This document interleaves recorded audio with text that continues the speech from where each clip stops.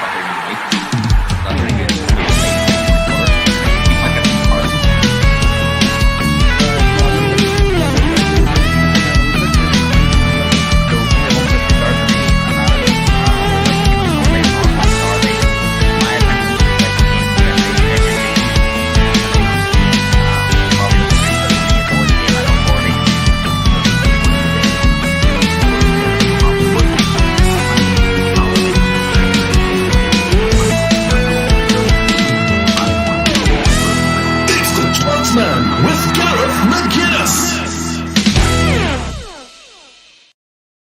Well, everybody, welcome back to the channel. We've got a very special guest this evening. We've got Kenny Ken. So good they named him twice, all the way from North London. Kenny, great to have you back on the show. And I know you're a big Arsenal fan. So much to discuss.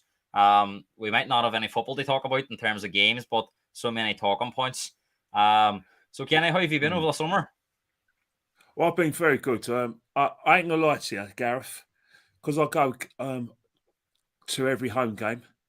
Not only have I qualified for a Community Shield ticket at Wembley, so I managed to get my ticket front row, right behind the goal, right, virtually at the front.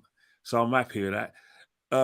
You just need a break from the football season, because I think what's happening is that not only is I think for a lot of people now, a lot of their life is football in terms of like new media, football media. So they're having to watch every game, they're having to go cover every game, whether they go to ground or not. But if you're going to games, like you're travelling, buying tickets, it's your whole day.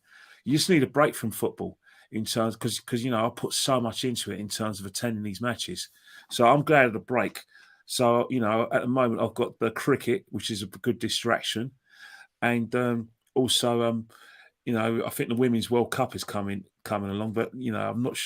I'm not sure people are going to be as enthusiastic as they were in November, December with the main World Cup. So you just don't know. But in terms of like the things we've got to discuss, I'll tell you now, a lot has happened in the last, probably since the transfer window has happened. You've got a new manager.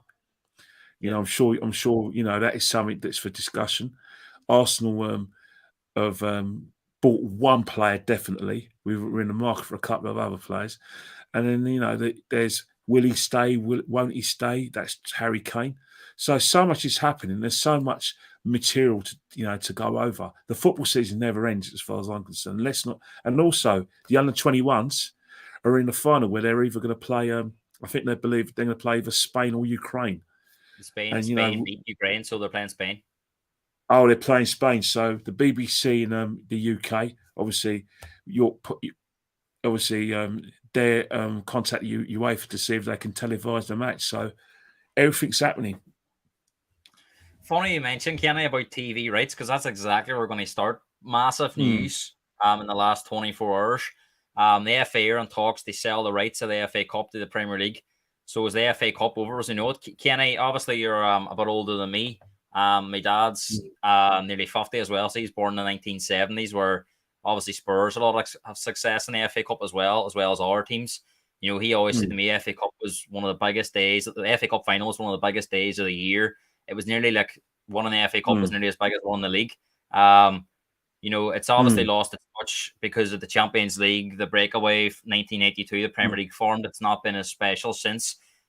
Would this be the final nail in the coffin, Kenny? If they were to sell these rights, the Premier League, where we're hearing that replays will be scrapped, the early rounds will be played midweek, and the FA Cup final would be before the season even finished? Well, yeah, I think what's happening, it's not looking good for the FA Cup, because your dad's right. I can only go back to when I was a kid. The FA Cup final wasn't just the final, which was for the opposing teams. It was our final. It was a final of the whole of the UK. It was a final of the whole of Europe.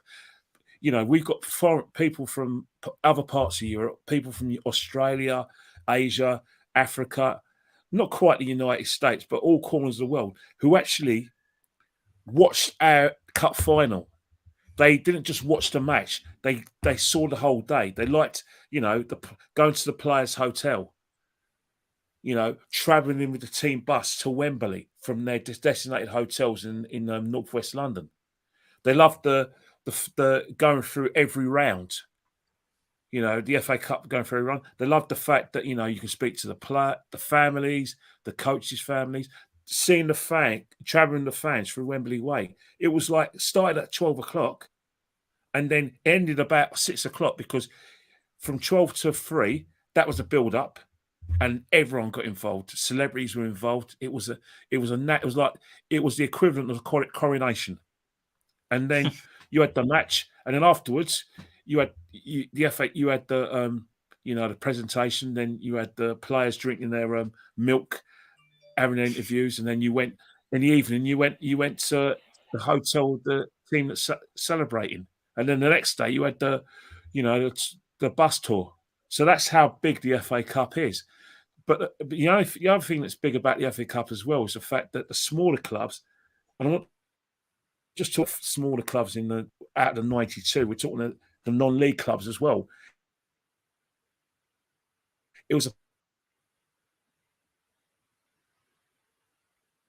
a payday, God, yeah. Say you're at Yeovil and you're playing Arsenal, and somehow Yeovil drew 1-1 at Yeovil's ground, and they got a replay at Highbury.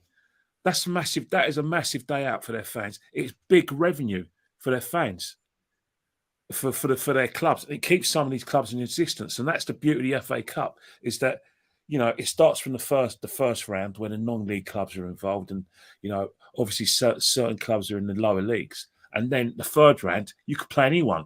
I mean, York City knocked us out in 1985. Spurs got knocked out by Sheffield. That is the mystique of the FA Cup. And the thing about what I find laughable about the whole situation is that the Premier League are trying to take control of the competition because obviously they want a situation where there's no. They want to make sure that if all their games get the maximum TV exposure, they want to also make sure that they don't have a situation where clubs don't have a fixture congestion. So it's all about the clubs. But if you look at the roll call of all the teams that won the Premier League, always 9 out of 10 times it's top 6 have won that competition. And the reason why they've won it is because 9 out of 10 times that will salvage their season. It will give them some sort of silver and they keep a manager in the job. Let's not forget, Man City's first trophy after 35 years of not winning anything was the FA Cup. Yeah. They beat Stoke in the final. Stoke City. Beat Stoke City. Arsenal went 9 years without winning a trophy. The first trophy was the FA Cup when we beat Hull. So every big club has used that as a barometer to get themselves back into the frame. Man United, first trophy, I believe, after Fergie left, was the FA Cup against Crystal Palace. Liverpool won the FA Cup and the League Cup, both on penalty shootouts against Chelsea. So it's ironic that the Premier League are trying to kill off a competition, yet the teams that tend to win it are the big clubs. It makes no sense to me. But the Premier League are a beast where basically they want to control every aspect of the game. The FA, who've got no money anyway, and that's the whole situation. The FA are skin. They still owe loads of money for on the new Wembley. So that's one of the reasons why. That's one of the reasons why you don't have semi-finals at Villa Park, Highbury, or Hillsborough. It has to be at Wembley because they've got to pay for Wembley. So if they sell the rights to Premier League, that'll give them more money in order to pay off that mortgage. Yeah, I think the deals they're talking around 150 million, which is obviously big money to the FA. But this would give the Premier League complete control of the fixture calendar. So again, that's what they want. It's ironic. It's ironic that we're hearing a lot of people criticize what's happening in Saudi Arabia, but it's very hypocritical in terms of the Premier League. The FA and now to be given these rights to the Premier League, it's not much different, is it? Because it's all centered around money. But the problem is that the problem is that these countries like being in sports, they generally, let's not forget, there was an issue with lockdown where a lot of these, because of the fact that these games, every game was live during lockdown. especially during the end of the 2019-2020 season, and obviously the 2020 to 21 season. Every game was live because no fans were attending. What's happening now is that all these being in sport, your Optus Sport in Australia, the NBCs, they've had to sort of claim a rebate because because they're having to pay. They're all paying for a product where they're only paying for a certain amount of games. All of a sudden, the Premier League are showing every game live. That's not part of their deal. So Sky lose money, BT will lose money, and our overseas ventures will lose money. I think that's why they tried to charge the £15 a game. Do you remember they tried to bring that on, and then they had to scrap that? Yeah, definitely. Yeah, well, they had to scrap it because the simple reason is that the consequences of lockdown was a financial situation. A lot of people were either lost their jobs or were furloughed. Yeah. And the only people who managed to keep their jobs during the pandemic were people who could work from home, office workers. And students, well, they did more sort of remote work through Microsoft Teams. Yeah. Office workers through Teams. So again, it was a money ploy, but the bottom line is I can see why like the Saudis are upset and everything. But the fact is, it's inevitable the Premier League were going to do that. The Football League did that with the League Cup.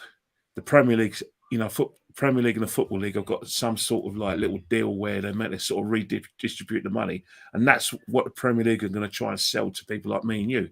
They're going to say that by taking control of the fixture calendar, i.e. by taking control of the FA Cup, we're not just protecting the Premiership clubs, we're protecting the league clubs as well. And also with the extra money we make for TV rights, because you know what they're going to do.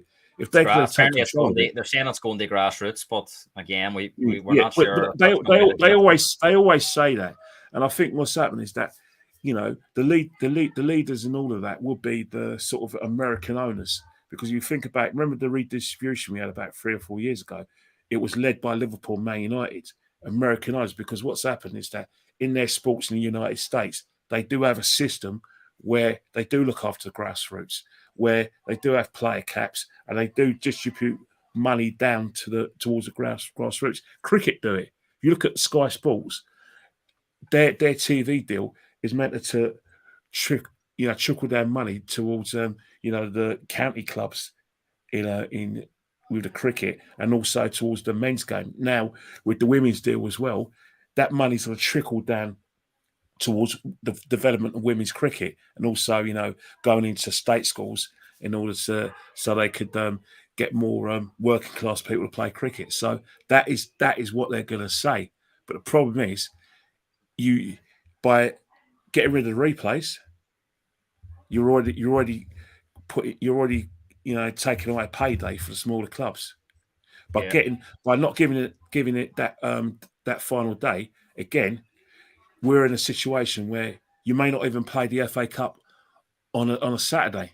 You might have to play it on a Sunday, like you did the League Cup final. Remember, the League Cup final used to be on a Saturday until live TV got involved in 1984, and it became a Sunday fixture.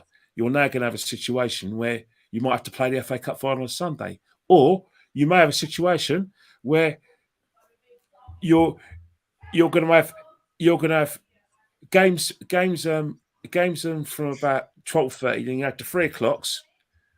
You're going to have probably the 12:30 games, and then you're going to have the FA Cup final. And after the FA Cup final, you're going to have a Saturday live football game. So where's the prestige? I think they were saying too, from next season on, every game on a Sunday will be live as well. You'd have a game at 12 o'clock, a game at 2:15, a game at 4:30, and a game at 7. But the Premier League is clever, though. It's all about money, but I feel for people like you, it's different for me over here. I get to the all game when I can, but you're going to every game. It's not fair if you have Newcastle away on a Sunday at 12 o'clock. That's not fair on the fans that have to travel to Newcastle for a 12 o'clock kickoff. Yeah, but the thing is, Gareth, fans are an afterthought. They always have been an afterthought.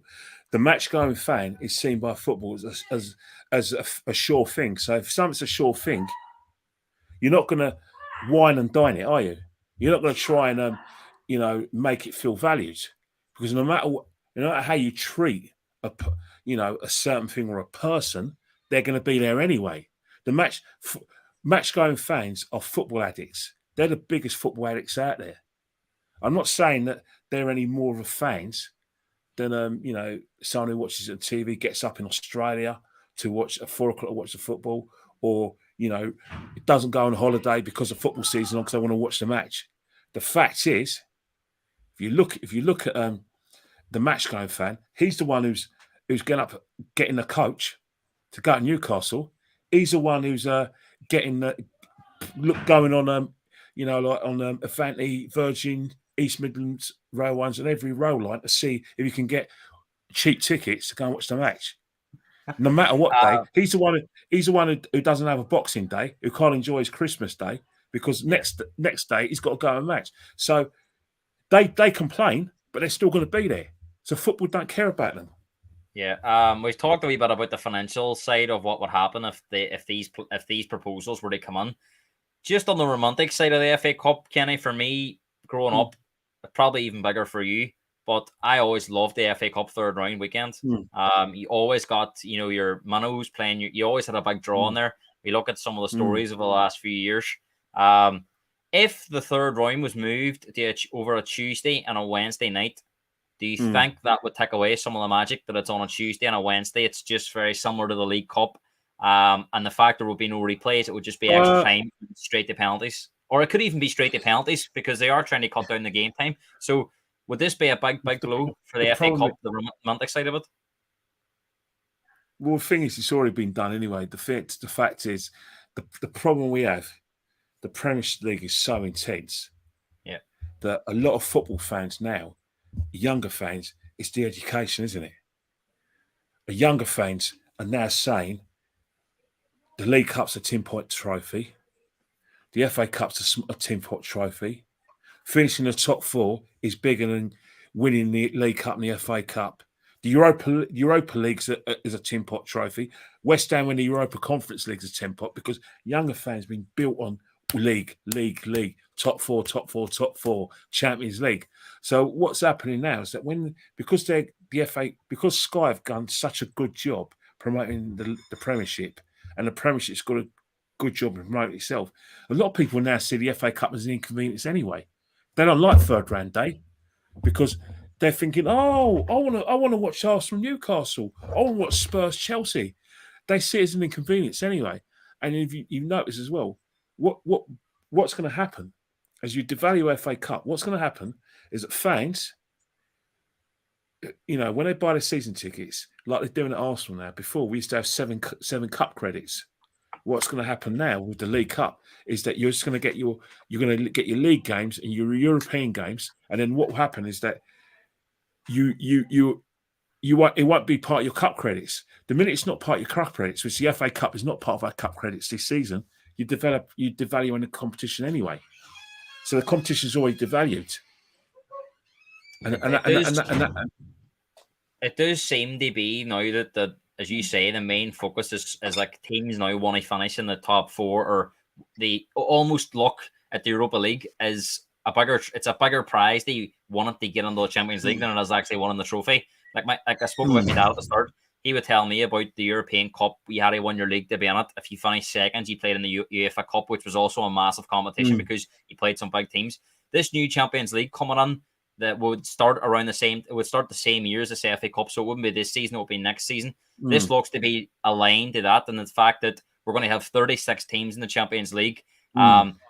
It's looking like if you finish fifth in England, providing we have another strong season, the English teams have another strong season this year, fifth place would get you at the Champions League in England.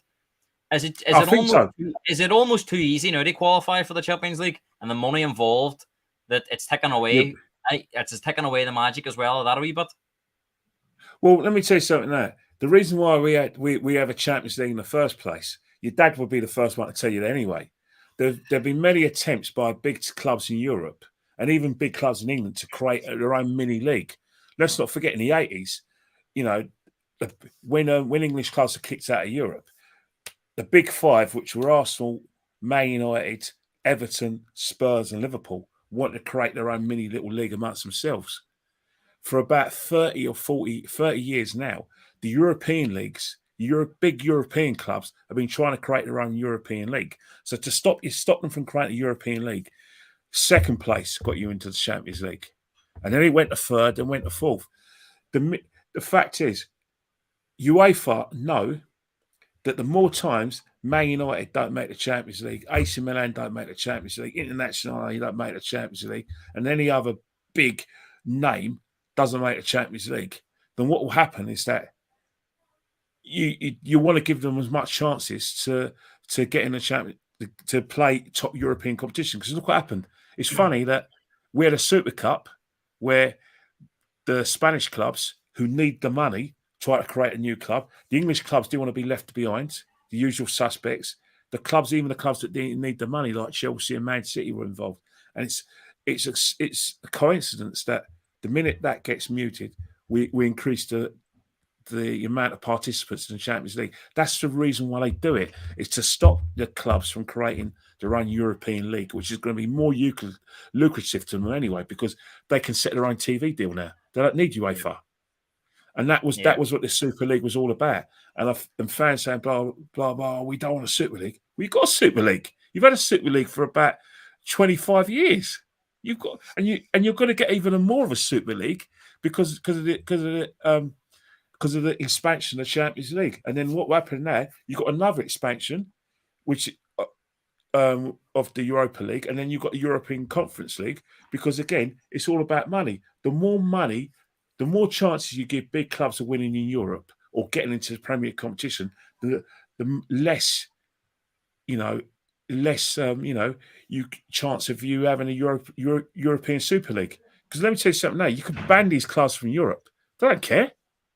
You think they're bothered? You think they're bothered when American TV stations and places in Saudi Arabia are offering stupid money? You think about it. The Saudi Arabian League is going to be absolutely massive.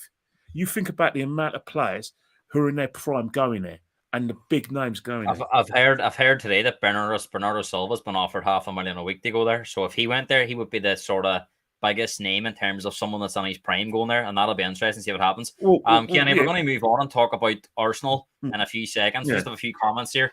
Mark's saying that FA Cup changes are going to ruin lower table teams' chances of winning it. Teams like Wigan, Sunderland, and Tottenham will have no chance now. Well, the thing is, Mark, what thing I'll say, the reason, let's not get it right. Let's get it right. It's lower league teams like Wigan, Sunderland, and Bolton, when Salem Allardyce were there, were playing weakened teams because they didn't think they have a chance of winning it. It's not just the big clubs of the value of it or the Premier League. The lower league teams, the teams that are fighting relegation in the Premiership, they're the problem as well. They've surmised that they haven't got a chance of winning it. They can't afford to have any injuries. That they have to stay in the Premiership at all costs. So it's not just the top four. Yeah, the money they stay in the Premier League is substantial, so they prioritise that. Finishing, was it 17th? Finishing 17th is like the Willy Wonka's golden ticket, isn't it? Yeah. Ben sent up the Gunners here, big Arsenal fan from Derry. How you doing, Ben? Happy to see you on, Kenny. Kenny, we're going to move on to talk about Arsenal. Now, I watch some of your podcasts with Lee as well, so I kind of know some of your opinions, but it'd be good to have you on to share what you think. Now, a lot of Arsenal fans were divided last year coming into the season in terms of, did they do well? They finished second. Did they, because they weren't expected they finished here at the start of the season. But on the face of it, did they throw the title away regardless of where they should have finished? Yes, they bottled the title. They absolutely 24 carat bottled the title, and I'll tell you why they bottled the title. The fact is, before the Liverpool game, we were 8 points ahead of Man City. If we had beaten Liverpool, we would have temporarily gone 11 points ahead of Man City. After the Liverpool game, when we were 2-0 up, we played West Ham a week later, 2-0 up against West Ham, fighting relegation. I was at the game at the London Stadium where we were playing some of the best football we've ever played for 30 Rob's Tom's party. 2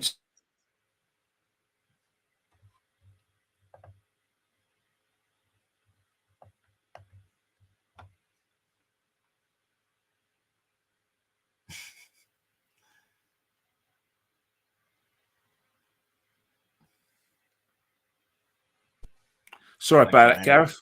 You're Sorry okay. about You're okay. I was going to say. no. So, as Uh, I was saying before, it's me. Southampton took 2 points off. Took 2 points off us, finishing bottom. Bottom league Southampton. Hello. yeah, I'm here. I'm here. Yeah. So you had bottom league Southampton. You had West Ham fighting relegation. You had the game against Liverpool, and you had Brighton at home. Because Man City had that brilliant performance at Goodison Park, heads went down, confidence went down. That's bottom of the league. You can't. If Yeah. that was any other club, if that's Tottenham, people would say Tottenham bottom of the league. If that was Liverpool, they'll say the bottom of the league. So why not Arsenal? The reason why people say Arsenal overachieved is because simple reasons. They got the menu of excuses. The biggest menu is that we didn't expect Arsenal to be in that position after finishing fifth. By the way, we bottled fifth. We bottled the top four last season because you guys managed to usurp us. So Arteta's got a form of bottling big opportunities to either get the top four or win the league. And then you have this other mantra. Oh, they're a young side. They haven't got the experience. Well, you and I know, and your dad will tell you as well. If you're good enough, you're old enough. Yeah. The only time youth comes into it is if you're buying a house. Like, for instance, I don't know how old you are, but I would say, looking at you, you're too young to get married. You're too young to have a kid. Definitely. You're too young. You're too young to have a mortgage. Yeah. You're too young to be living with someone, right? You're too young to even be in a committed relationship. That is being too young. But on the football field, it's a different kettle of fish. Well, you've got Granit Xhaka, captain of Switzerland, who's been at the club for 7 years. That is big. That is experience. When you've got Odegaard, captain of the club, who's at Real Madrid, that's experience. When you've got Saka, who's been in the first team for 4 seasons, is a seasoned England international, that's experience. That is enough experience to oversee games against West Ham, being 2-0 up against Liverpool, who were dejected, deflated, or depleted in terms of mentally, and then overcoming the worst team in the Premiership, which is Southampton, and then the other games as well, not the Forest away, where you just throw out the right flag. Let's not forget, 8 points ahead in April, Man City won the league with a week to go without kicking a ball. They won it with 3 games to go. That is basically a 15-point swing. Now, a 15-point swing, for where I come from, is bottom of the league. Now, people say, "I bet it's Man City." Okay. When they lost against Spurs, we lost against Spurs. Teams were writing off City. They was writing off De Bruyne. He's not the same sort of player.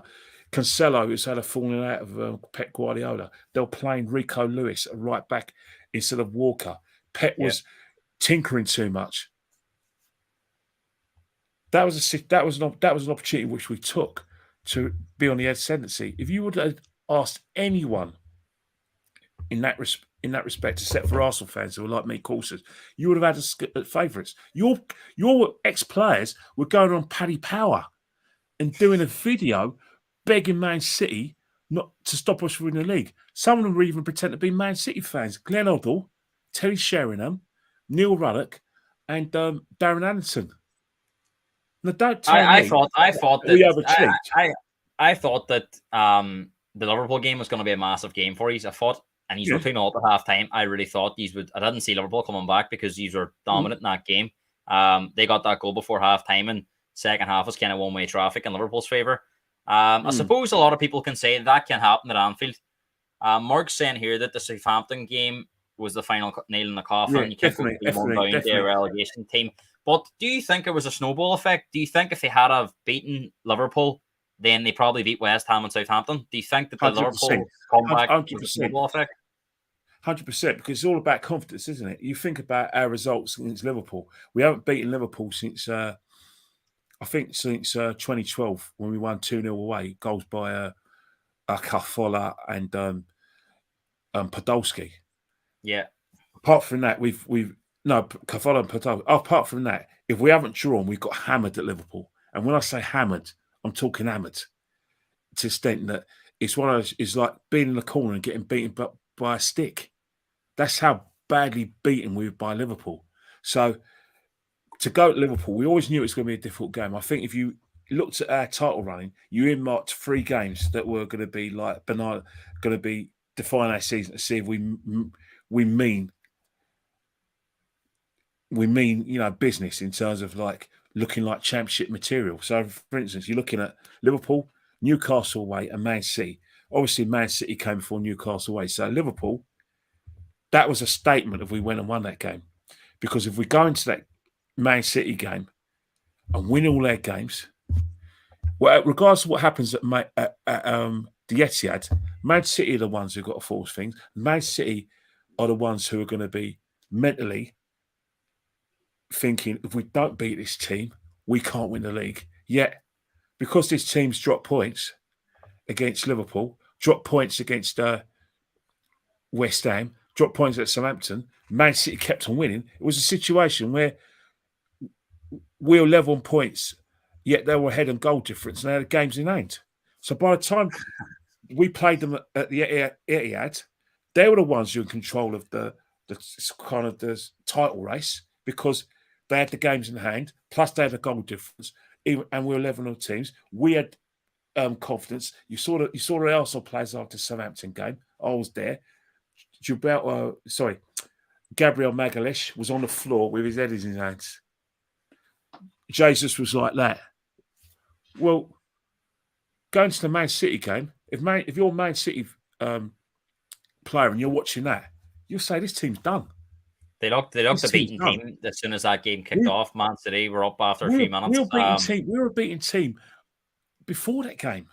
So, but you think about it, you're talking 3 or 4 weeks ago, we were the team in the ascendancy. We gave Leeds a pummeling, went Anfield. Now, whether you like it or not, people don't like it. Arsenal fans don't like the fact I'm calling them bottlers. People in the media don't like it.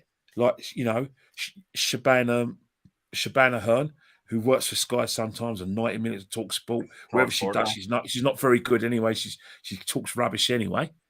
And then you've got Oliver Holt, who thinks he's like one of the, Jesus' apostles or disciples, writing one of the New Testaments every minute. I mean, his articles is like a verse of the New Testament. He's full of pieties and everything. And then you've got, other people say, "Oh, Mick Arteta's a great manager. Well done, well done." Well, sorry, I'm in the results business. You either win, you don't. So we've got to do better. Why do you think so many fans, Arsenal fans, this season, like especially this season, have made so many excuses? Like when they lost when they drew Liverpool, I heard a lot of fans say, "Well, we could have lost it. It was a good result in the end." Sort of deflected away from the fact they were 2-0 up. And then when City won the league at the end of the season, a lot of them says, "Well, we weren't expected to finish any higher than 4th, really, and finishing 2nd was an achievement." What would you say to that? Well, who controls the narrative? If you're talking a lot of Arsenal fans, but you're talking about Arsenal fans that you speak to in where you are. Do you speak to, or are they Arsenal fans you speak online, or are you talking about the narrative which people think that more about the narrative that some Arsenal fans, not all Arsenal fans, that some Arsenal fans have. All right, yeah, but the Arsenal but the thing is, the vocal minority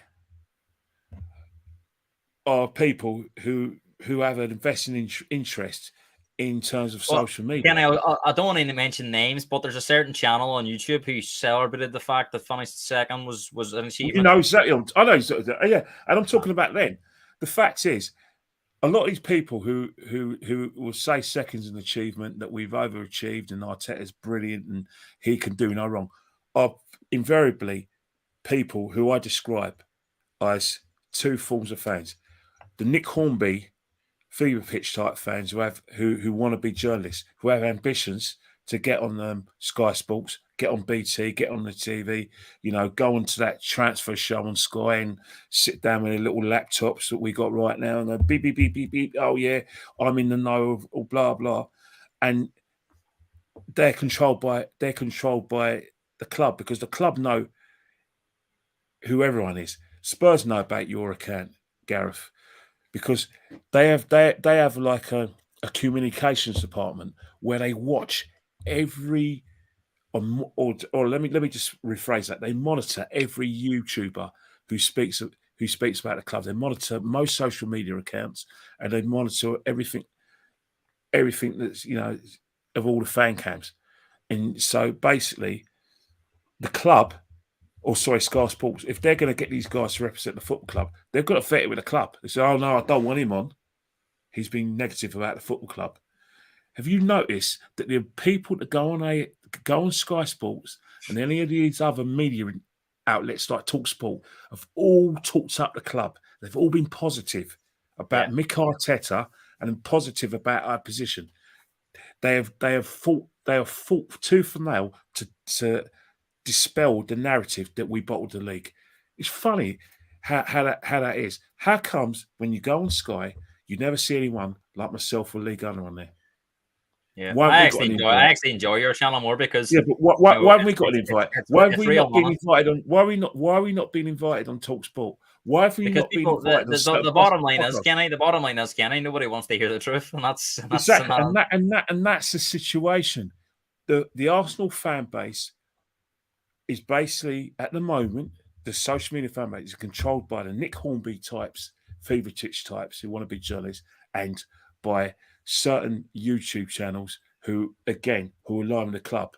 Like, for instance, you only have to look at the All or Nothing documentary, which you would have thought with a documentary like that, when they were monitoring all the YouTube accounts, how comes they didn't have the biggest YouTube channel on there? I'll tell you why I didn't have the biggest YouTube on there, because they were at loggerheads with it. Now, this season, they've managed to have some sort of friendship where you see the videos where all of a sudden they're in the circle of trust. So basically, in order to represent the football club, i.e., or be called the head of the fan base, and it's not just like the Nick Hornby types; it's the supporters club as well. They go on TV as well. There's one guy who's part of the AST. He was doing a FaceTime with one of our players after Newcastle. So come on, I've seen that. Come on, if you were Arsenal Football Club and Sky Sports got in touch with you and said, right, I want him, and you said, all right, can you just give me their names? I don't want him. He's criticised the manager. He's called for the manager to be sacked. I don't want him. He doesn't put the club in the right light. Come on, you don't want a situation where people are going to criticise the club. They're going to say white is black, blue is grey, if that's what the club want. And that's why you can never, ever take these situations seriously. Basically, TV stations and the club want this sort of, how do I say it, this sort of play schools kind of fans. Like, we all agree Arsenal are magic, Spurs are tragic. That's kind of fandom. They want us, like, for instance, you can get a Man City fan and an Arsenal fan on there, and the Arsenal fan will know full well that Man City have a better squad than Arsenal. They have a better infrastructure. Player for player, they're still better than us. But they wouldn't say that on there because that doesn't. No, it doesn't resonate. It doesn't resonate with a football club. It doesn't resonate with the positive approach you have to give to them. You have to portray on these shows. So, for instance, I would tell the truth. I'll say, no, Man City are better than us still. They won a treble. We've still got a long way to go. They don't want to hear that. No. Kenny, we'll start looking forwards. A lot of criticism over the last few years have come on the Kroenkes, but they've spent a lot of money in the last couple of seasons. I've actually read that since Arteta's been appointed, they've spent now 600 million. If you factor in the transfers, the impending transfers of Rice and Timber. So would you say their ambitions have changed in the last few years? Well, I think they've been aided and abetted. If you think about earlier transfer windows, if you look at the transfer windows in the last maybe January 2022, and even parts of the transfer window in August and September, a lot of their transfer windows has been players' departures or letting players run their contracts and leaving the club. So, but they're reducing their wage bill. So by reducing their wage bill, they're having to meet FFP regular, like stipulations. So what's happening now? There is no excuse for the club to spend money because we're now in the Champions League.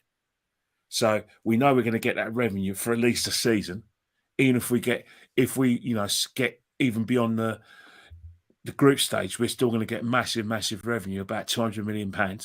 Plus, you're reducing your wage bill, and also there's another thing as well, is that the Kroenkes, we know that the Kroenkes have spent money in their other sport and portfolio. We know that the NFL, they spent money. We know they spent money with the basketball team, and I think the hockey team, and they've won major titles, or whether World Series of titles there. So they know with the right amount of investment, the same thing can happen with Arsenal. And another thing as well, they believe in Mick Arteta. Mick Arteta, for someone, meets their profile and meets their portfolio anyway.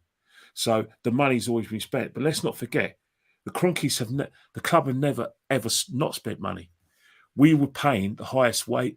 We had the higher wage bill than Man City, Chelsea, and Liverpool. Yeah, only Man United had a higher wage bill than us. Big players on big. We had a lot of older players on massive wages. Yeah, let's not forget Ozil was on 350. Aubameyang was on about that. Let's not forget that Mkhitaryan was on about 200 grand. So in terms of the monies we've been spending, we've always spent big in terms of player salaries, and also we spent big in terms of transfer fees as well. So Arteta's always had money to spend. Only this season is that with the Champions League, the fact that we got close to winning the league, the budget has to be bigger. So that's a challenge. There's no you can't. No Arsenal fan or any defender of the club can say, well, with FFP and blah blah. You can't. Xhaka's leaving. Thomas Partey seemingly is leaving. I think that's a mistake. So that's two big wages off the books already. Other players who are not part of the scenery, they're going to go as well. We're in Rob Holding on big money. He's going to go. We know Eddie Nketiah is unsettled as well. So if we get a fee for him, he could go. He's on about 100,000 a week. That's massive. And then you've got Balogun as well, who wants first team football. So if he wants first team football, and that could be another saving. So the money, in terms of like the money we can get back from these departures and sales, we'll give it Arteta even more money to spend in the transfer market, because let's face it, there's no excuses now. Everyone knows to win the Champions League and win the Premiership, you've got to have players who meet that profile. You have to go in the market with the big clubs. You can't get top four players. You get top four players, you get top four performances, or even lower. Yeah, Mark's saying that the LA Rams won the Super Bowl 2 years ago. And you're right, Kroenke does have pedigree in the NFL, and you're saying about some of his other teams that he owns in different sports. So it looks now like they're focusing on trying to deliver the Premier League title for Arsenal. We're going to talk about we've seen today Xhaka's left, which now would seem that Declan Rice's announcement is going to be imminent, probably in the next 48 hours. A lot of talk around this transfer fee, Kenny. It's worth up to 105 million, with 100 million not being guaranteed. Is he worth it, in your opinion? Yes. And in terms of Kai Havertz, what do you think about that signing? Well, first we go with Declan Rice. He is worth it because West Ham have put that stipulation down. West Ham are not budging from their like I said, their valuation. If a club put down the valuation, they're worth it. It's not down to the buying club to tell them that it's not part of the valuation. It's like I'm buying a house off you. If you're home, if you tell me that you want 450 for your home, I'm not going to try and knock you down to 350, am I? We'll talk about it to see if we can knock it down, but I'm not going to, go past, give you 350, and that's the situation.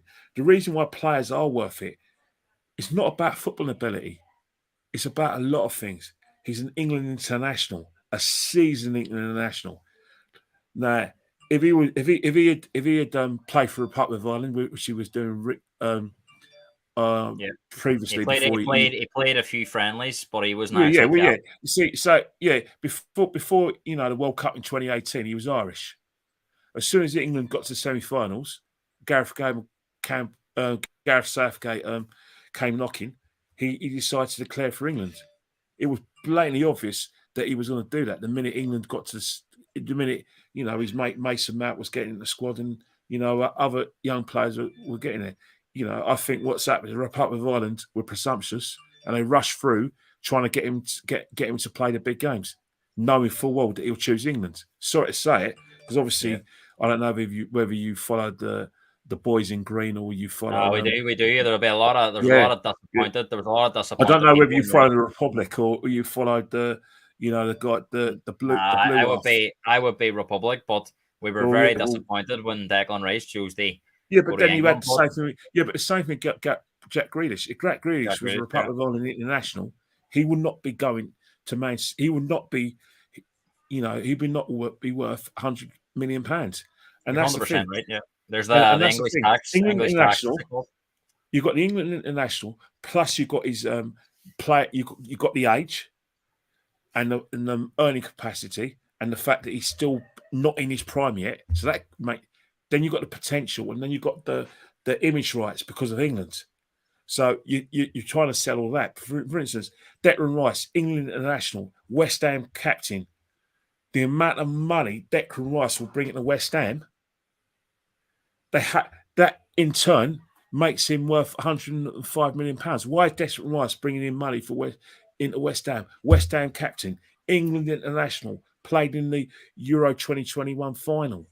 First in Gareth Southgate's first team, not on the bench, not coming to the bench. He's in the first team.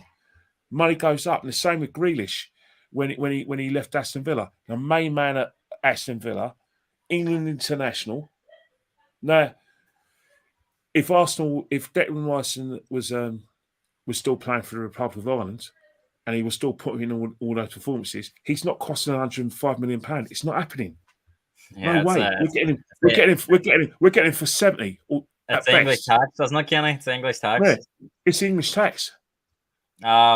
Just a lot of people. I do think, just in my opinion, I think Rice is a game changer for Arsenal. I think he definitely improves Arsenal. He probably there's very few players in the Premier League walk onto any team.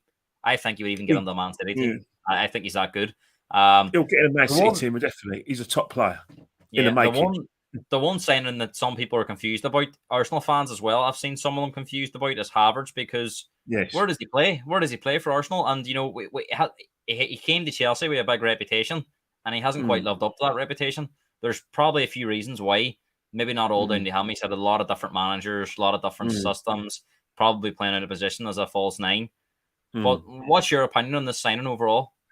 Well, a lot of Arsenal fans will be blindsided by it. 100% blindsided, because we didn't see it coming. Because, for instance, we've already got Fabio Vieira, who plays in that kind of position that we know that Granit Xhaka is occupying. We also buying Declan Rice, because a lot of fans, they'll look at the situation. Declan Rice will either play with Thomas Partey and play with Caicedo. We haven't earmarked, Kai in that kind of position that Granit Xhaka occupied. We always saw Kai as a false number 9.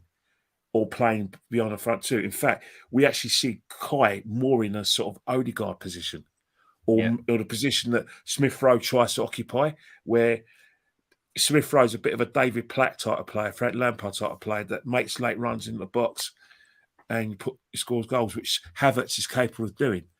We've never earmarked him for in that sort of position that the club say they're going to pay him. However, when he did come to Chelsea from Leverkusen, he was like the next Mesut Ozil, a generational talent. Yeah, and there was a lot of teams. There was a lot of teams chasing him, and he went to Chelsea. Yeah, definitely. And even when he plays for the German national side, he's still seen as that kind of player. But you speak to Chelsea fans, they're glad that that he's off their hands. They say that he hasn't. They're saying that he hasn't lived up to his potential. You know what I mean? So by saying he hasn't lived up to his potential, they're glad he's off his hands. But the fact is that we're buying the sort of Kai Havertz, that had a lot of promise when he's at Leverkusen. Because when he's at Leverkusen, Kai Havertz was playing in that sort of like attacking midfield role that Arteta says he's earmarked for him. But if you ask me now, the thought of living Thomas Partey and a midfield of Declan Rice, Kai Havertz, and Martin Odegaard fills me with trepidation. You can't buy Thomas Partey's experience. You just can't. I think physically as well, he would be a lot lighter with them two beside Rice. Rice would have a lot of work. You look at the brain. You look at the brain. You look at the situation, right?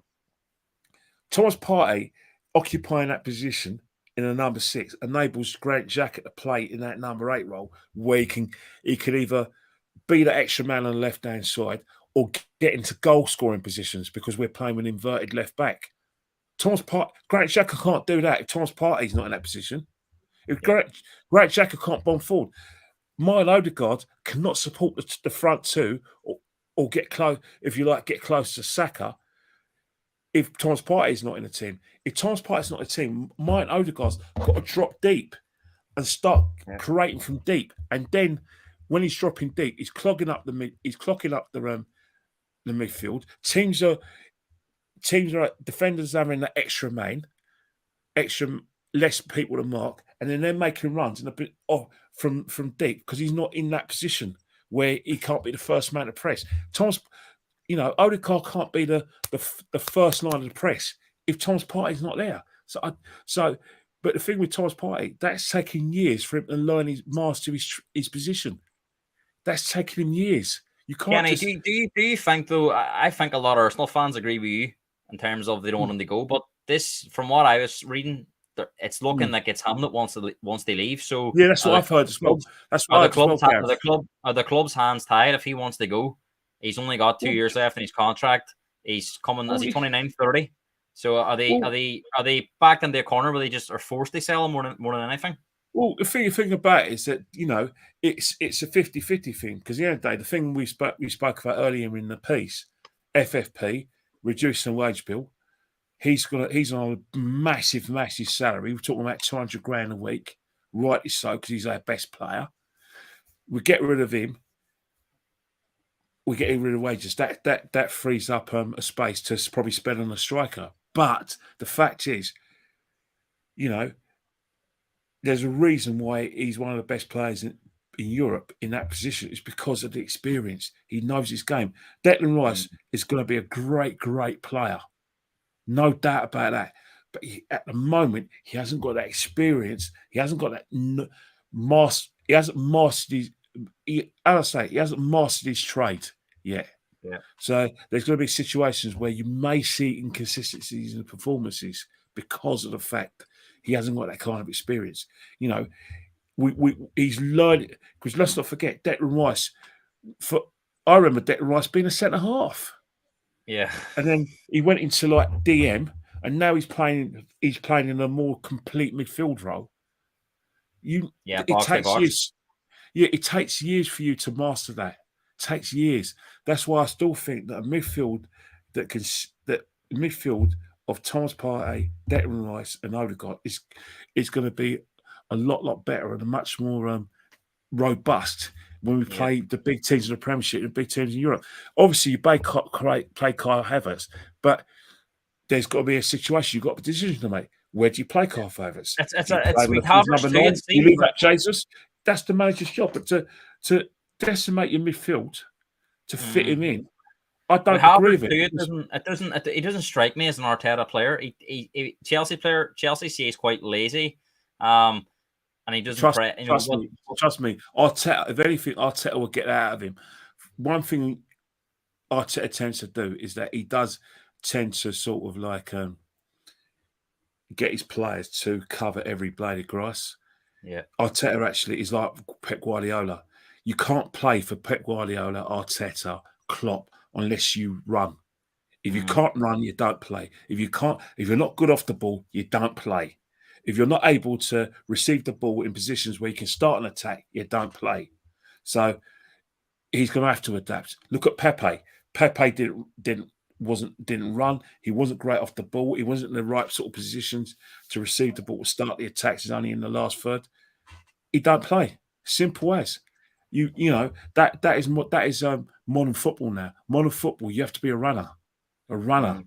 Kenny, you were talking about big wages. I'm hearing Havertz has been up. He's around £350,000 a week. We've seen Saka sign a new contract, £320,000 a We've week. got the money. We've They're got the money. These are definitely splashing. These are definitely splashing the cash. We've always had the cash. People seem to think that people seem to forget that we've been at the Emirates Stadium for the last 17 years. Yeah. For 60% of that time, we've been in the Champions League. So not only we've been getting like the prestige of being in the Champions League, we've been getting the TV money from the Champions League. We've had prize money for being in the Champions League from UEFA, and let's not forget, we fill every seat for every big game, even games in the League Cup, which is not part of my season ticket, that we fill every game, because the simple reason is that we've got a waiting list as long, a waiting list that which is as long as the mileage from London to Newcastle. Yeah, you think about the mileage to London to Newcastle, and that is our waiting list for people to get on, to just to get on red memberships. So they know they're going to fill in the stadium. You only have to look at the Emirates Cup. We're playing Monaco in a few weeks. That's going to be full. So the club have got loads of money. Yeah. Talking about money, Kenny, when Timber and Rice officially signed, I would think he's up there around 200 million or just past 200 million in this window spent. Do you think they'll still sign in? Do you think, obviously they're going to focus on selling players now as well, but do you think Arsenal will be the bigger spenders in this window? Do you see them signing more players, or do you think it'll be pretty much focused on sales? Gareth, mate, they have to. Arsenal had to spend north of £200 million. One of the things that have hurt Arsenal in the last 2 seasons is they're not trying to buy players so they can, how do I say it, fill in positions of their spine. They're doing it gradually. Well, gradually waits for nothing. We did it gradually in 2020, 21, 22. What happened? We missed out on the top 4. We did it gradually last season. What's happened? We missed out in the league. If now we're in a Champions League. Now we're like I said, challenge for the league. We've missed out. We missed out. Let's not forget, our competitors are going to be strong as well. Liverpool are going to be strong. A lot of people think Liverpool put in a band-aid over their midfield, but the fact is they made some serious signings. Man United eventually are going to get it right. They get the right owner who spends proper money, not just on player wages and player purchases, and they get their infrastructure right behind the scenes. They're going to even be bigger than Man City. And then you got Man City. Postecoglou's new manager at Spurs, so he's going to want to make an impression, obviously, with you guys. And Newcastle, they're like the silent assassins. Yeah. Everyone's talking about Declan Rice. They've only bought Chonyoli. But you watch them when Newcastle win their first trophy, they're going to not stop winning trophies. Trust me. And then you've also got Chelsea as well. You'd imagine Pochettino will make them a lot better. You know what? I forgot Chelsea. I mean, Chelsea before Abramovich, you would never even write them off. I forgot them because Abramovich isn't there. But again, they sold them. They've had to meet FFP regulations or stipulations, because previously they were meeting the FFP stipulations because the players they sent out on loan, they used to have about 30 players on loan.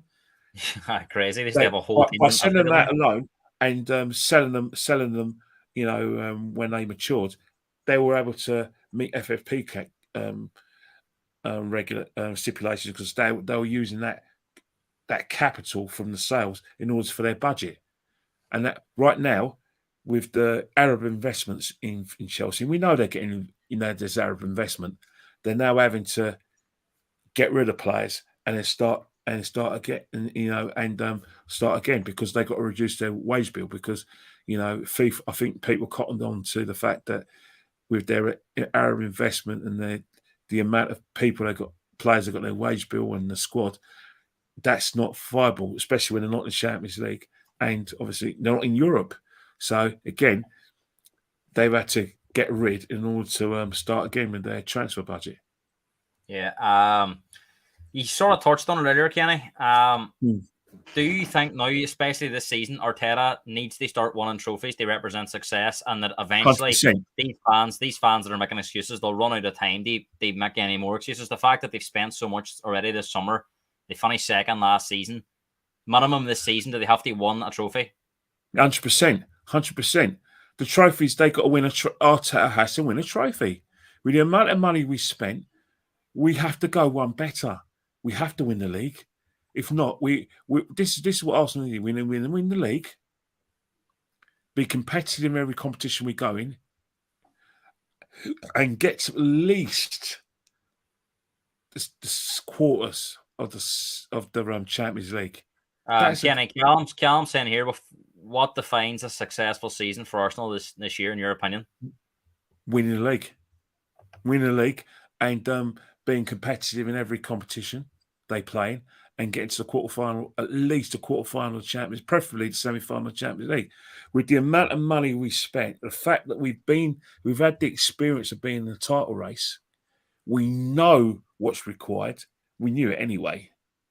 And the fact that we've got teams that compete with us now, because let's face it, the top two in sort of factual terms for this season only is Arsenal, Man City. It isn't Arsenal, Liverpool. It ain't Arsenal, Man United. We are the team to beat. So we've got to prove we're the team to beat by getting these players in, ensuring that teams don't work us out and making us difficult to beat, but also going on the front foot and winning games. The only way has to be up. You cannot put the genie back in the bottle, which a lot of Arsenal fans do. They're gonna, if we finish fourth, they're gonna put the genie back in the bottle and try and forget the fact that we finished second last season and say, well, yeah, that's our level. You can't do that. Do you think that'll happen? But say if they were to finish third or fourth and not win any trophies, that there would be a lot of fans still backing Arteta, or do you think you would see 100% more? They would. 100% they would, because they will say that he overachieved last season and that our level, with the amount of money we spent, and the fact that Liverpool now, like I said, reshaped their squad.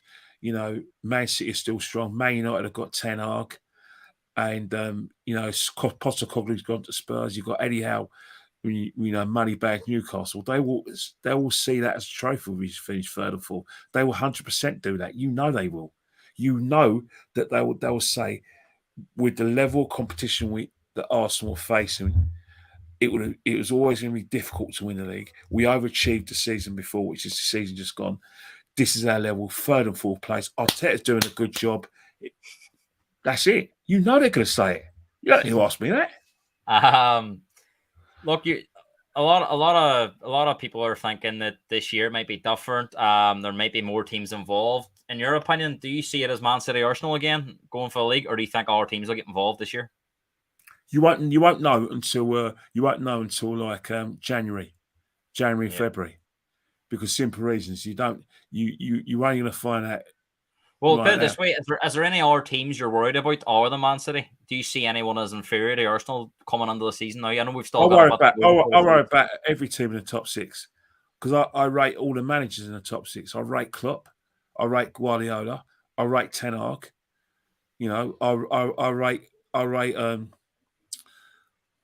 I rate Howe. Postecoglu, I respect, because simple reason, for someone to come out of Australia, which is basically the equivalent of America in terms of footballing terms, the fact is that his ambition is to manage in Europe, and that nothing was going to get in his way, and that he's had to jump hoops to get where he is. I respect him. I'm not going to look down at him because he's an Australian, because I've known what he's done at clubs. It doesn't matter that it was at Perth Glory. No, it was at Perth. Was it Brisbane? Brisbane Roar, Brisbane Roar, or in Melbourne. It doesn't matter. He's the first Australian to win something in Japan, and then he tested himself in the Scottish Premiership. All right, you may say there's only two teams, but the season before, he went there Rangers won the title by 20 points. Gerrard was still there when he went there, and he's managed to get through a swing. He's won a double, and he's won a treble in his next season. Brendan Rodgers got a big gig from winning stuff at Chelsea. He went to Leicester and done it. So why can't this guy do it? That's why I'm not going to write him off. Kenny, before we wrap up, we're going to do some early season predictions. I've got Arsenal's first 7 games here, and then I'm going to get you to give me top 6 in order. I know it's early days, but just a rough estimate. Arsenal's first 7 games is Forest at home, Palace away, Fulham at home, United at home, Everton away, Spurs home, and Bournemouth away. On the face of it, that looks like a reasonable start. Would you be confident that Arsenal can get off to a good start this season? If we win all 7 of those games, we challenge for the title again. Simple. We challenge for the title. We get 21 points out of 21. We're in the same position we were last season, challenging. Yeah. The fact is that all of them are home, favorable home. We're very good at home anyway. Man United, when was the last time they beat us at home in the league? When De Gea had that worldie. Spurs haven't beaten us home in the league since 2010. 2010-11 season, yeah. Yeah. Nottingham Forest, we bashed them 5-0, although they gave us a hiding away from home. Then we've got Crystal Palace is always an hard game, but we won there last season. Everton, Everton's problem. Everton, and a graveyard game for us. Everton, that's probably a game where we probably are going to drop points because it's Everton. Bournemouth will beat, so we'll probably get 19 points out of 21. We should get 21 out of 21. Everton, depends what time's Everton. If you get an Everton that isn't at it, we win 4 or 5-1. But if you get an Everton that's at it, we've got no chance. Because for some reason, that's Goodison Park, when their players put their foot in and they run their nuts off for their manager, doesn't matter whether it's who's in charge, we don't win there.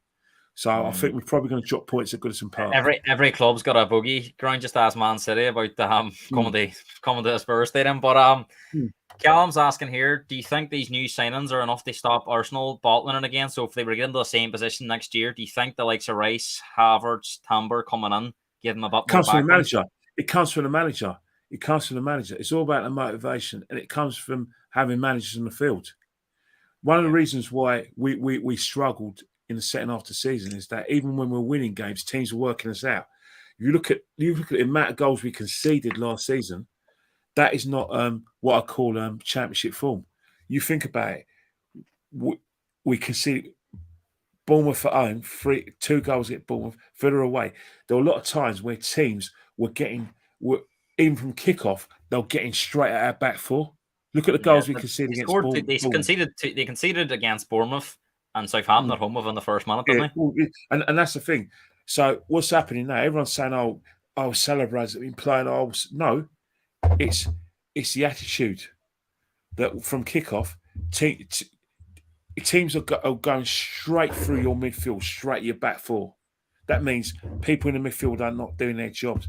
The front players ain't pressing, which means we're easy to play against. Yes, we'll probably score 4 if you score 2, but then again, eventually we're going to come unstuck, and we came unstuck. Do you think Arteta needs to rotate the team a wee bit more this year? Because towards the end of the season, it looked like Saka, Martinelli were burnt out. Party looked like he was burnt out. The problem is, every player's going to get rotated except for Saka. Because simple reason, Arteta, he is Arteta's game plan. He's Arteta's match winner. If you look at us, our style of play, albeit evolved, the common focus has always been Saka. Give the ball to Saka and he'll win the game for you. He's been our most potent attacker. He's been our most likely player to create something out of nothing. It's factual. He's the sort of player that can either score a goal, get an assist, draw a foul. He's one of those players who Arteta sees as undroppable. Saka could have, like I said, a bone falling off his right ankle. His ankle. But surely, if he's running on empty, he has to be taken into the team, because if he's not at all right. The problem with Arteta is that you say Arteta's got a plan B, but that plan B has to involve other players, not Bukayo Saka. We saw a game against Crystal Palace where Bukayo Saka was right on the bench. We played with Trossard down the right hand side. It didn't look right. Yeah. Now I want to rest Saka, but Mick Arteta just will not rest him. He does not have any confidence in his game plan if Saka's not in the team. It's factual. It's not me saying it. He's proved that with his actions. Have you ever seen Saka being dropped? No, he played every game, didn't he? He looked Yeah. coming in the season, he looked absolutely shattered. Yeah, and because he rates Saka higher than any other player at the club. He rates him higher. But you're going to have more games this year. Like Saka wasn't playing in the Europa League games. Yeah, He will be playing the Champions League games this year. But he's going to play Champions League though, because the Champions League is a prestigious competition. That's what I'm saying.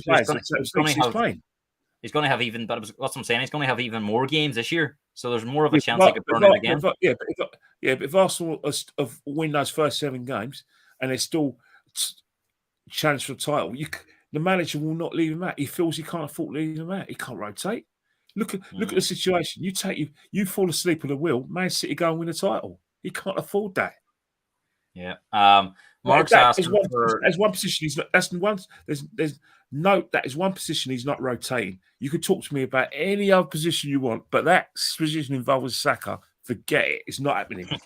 Mark's looking to know what you think the top 4 will be next season. I'm going to ask you for your top 6, Kenny, before we finish. 1 to 6, okay. Early season predictions, of course. A lot will change between now and the start of the season. So what do you think for that top 6? Man City, Liverpool, Arsenal, Man United, Newcastle,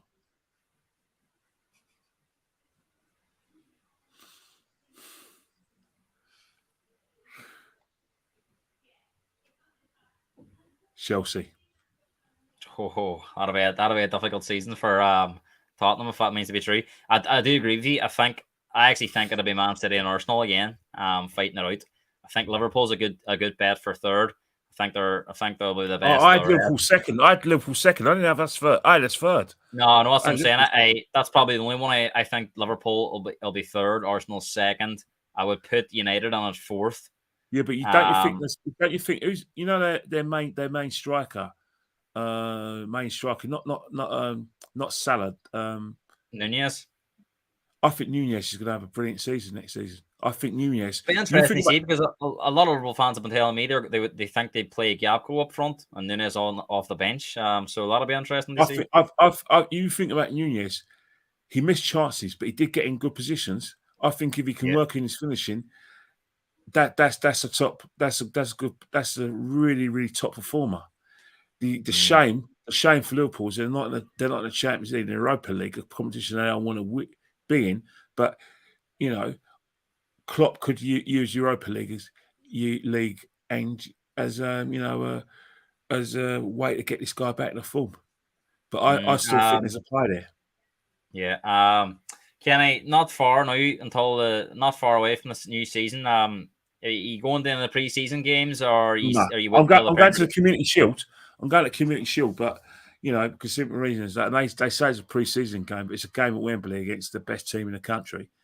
And do you look at that as a trophy on the day, or is this a game? I know you're a big Arsenal fan, but do you view that as a marker for the season? I think you have to.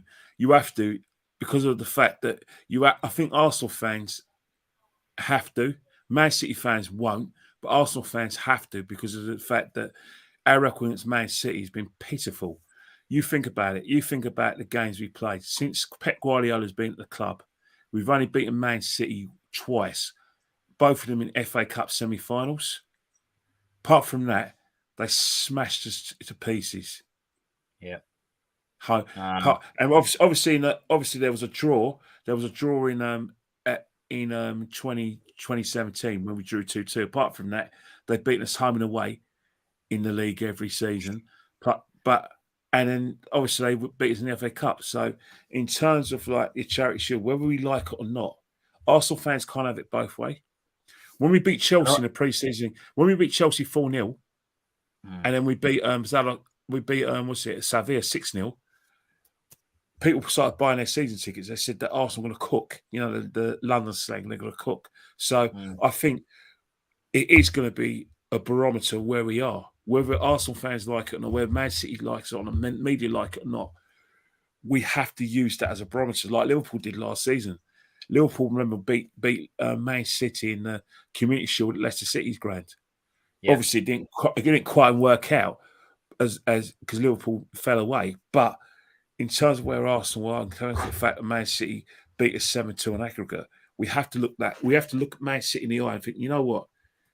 If we can beat Man City in that game, psychologically, that sets us up for the rest of the season because we all know we can beat Man City. Doesn't matter whether they take it seriously or not. We have to show we can beat Man City and that we mean business. So that's a massive game. Yeah, and that game is coming up in about 4 weeks' time. Kenny, thanks for coming on. It's been a real pleasure. I know a lot of people watching I really enjoy your content. Kenny, where can they find you on Twitter? Well, I don't really do Twitter that much because I think Twitter's like the long room at Lord's. Because let's just say, with my opinions, they don't go too well with a lot of Arsenal fans who have ambitions to be journalists or have ambitions to be famous. I'm what you call a poison pill. You know, remember Die Hard when Bruce Willis John McClane was a poison pill, trying to stop all the terrorists from the Nagatomi building. Nagatomi building, yeah. I'm a poison pill, so. We have more fun on Instagram because I have more interaction. Yeah. So I do a lot of stuff on Instagram only because people interact with me. People refuse to interact with me on Twitter now. I enjoy your podcast with Lee and Jez. Thank you very much. Is that coming back soon? Yes, it is. It's we always have a break for the season because for certain reason there isn't any matches to review or talk about, and things are transfer deadlines, transfer shows are just speculation really. Nothing's been signed or delivered. It's at the end of the day, they're rumours, aren't they? They're rumours. They're not unless a player's waving a shirt or Ian Wright is not going around and going, "Oh, Falcons, my club." The rumours. Ian Wright's well with these Arsenal. He's well with these Arsenal fans at the minute. They love Ian Wright. Trust me, the people want to be famous, love Ian Wright. But, there's been, love Ian Wright. I think if Ian Wright says the grass is pink, they'll believe it. Well, Kenny, thanks for coming on, mate. It's been a really good show. And I'll catch up with you soon. I think we have a wee call before we go. Signings Arsenal getting the Valina showing ambition. Kroenke breaking the bank and back in Arteta. They will be challenging for the trophies this year. You're right, Dean. You're right, Dino. And that's coming from a Liverpool fan. So, Kenny, again, brilliant to have you on, and I hope to see you soon. Thank you.